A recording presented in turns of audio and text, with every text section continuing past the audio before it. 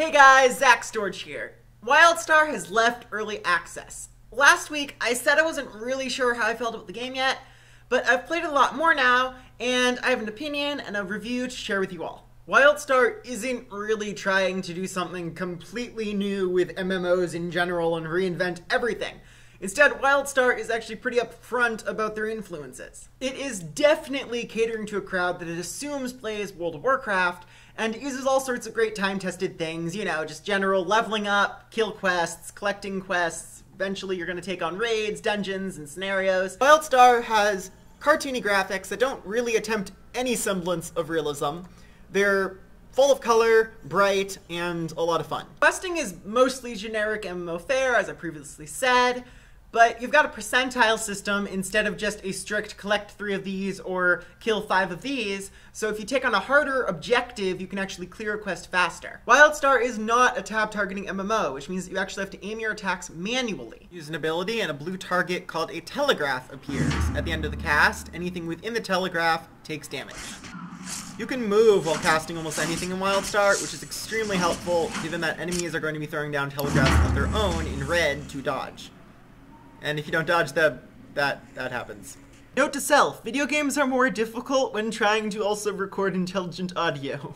Wildstar combat is just totally frantic and crazy and awesome, which is great because even basic enemies are throwing down their telegraphs that you have to dodge, which makes all of those kill quests something a little bit more spectacular than in other MMO games. The concepts behind combat in Wildstar are a solid 10 out of 10. It's wonderful, it's refreshing, and it's new. However, despite the awesome feeling of combat, there's still something missing. As you may know, a rotation or priority system is what abilities you use when in order to maximize your potential in combat. Typically in MMOs, and even some turn-based games, rotations can actually change during combat through procs, where one ability will empower another somehow in order to make it do something else and make it the ability that you now want to hit instead of the one that was next in your rotation. This is how video games keep themselves fresh. It's how it makes it so you can't just fall asleep at the buttons and let your muscle memory take over. In Wildstar, you have a Diablo-styled limited action system, which means you can only equip so many abilities onto your action bar to use in combat.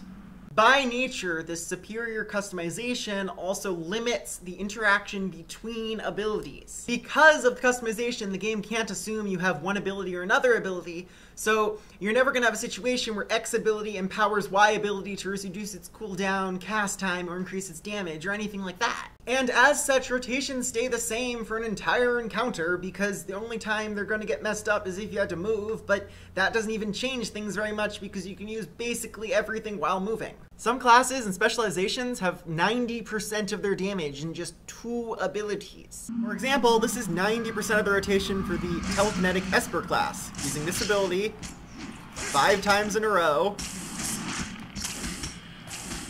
and then using Mind Blast, and then doing it again. And that's it. And yes, you do have a couple of off general cooldown abilities, and yes, you do have a total of 1 cooldown, but it's just not a lot of variation. You're basically doing the same thing again and again and again and again, and there's no procs. The 1 cooldown that the Esper class actually has equates to being a passive benefit according to my knowledge of theory crafting, because there are no procs in order to make it be a different sort of thing. And your off-general cooldown abilities, because they're off-general cooldown, are again effectively passive benefits, meaning that you literally have 2 abilities on the Esper. Now, before people correct me in the comments, yes, I know that the Esper is considered to be one of the more simplistic classes in Wildstar, but the story is actually pretty similar if you look at the other classes. And yes, I know that there actually are certain procs in the game that trigger from using a critical hit, and that every class has at least 1 ability that can only be used following a crit.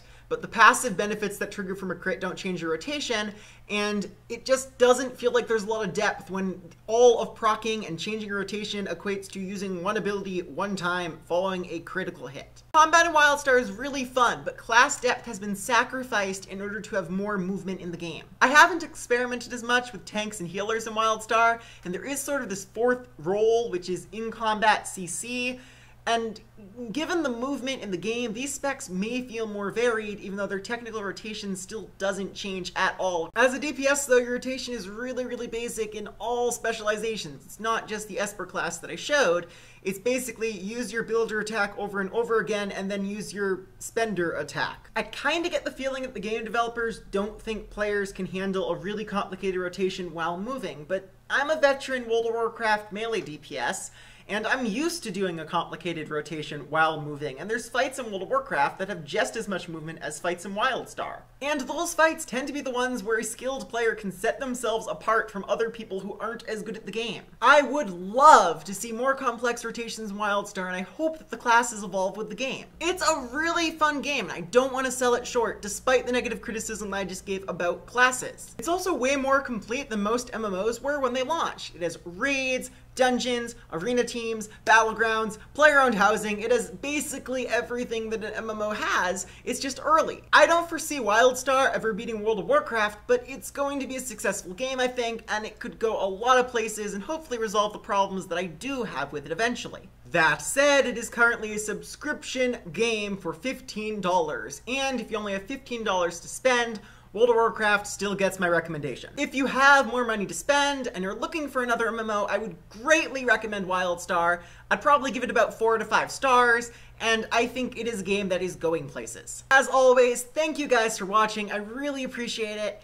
And I'm still collecting questions for a Q&A video. If you leave them in the comments below, they can be about anything, any topic that you guys can come up with, and I'll answer them. And this is where I put my sign off. If I had one!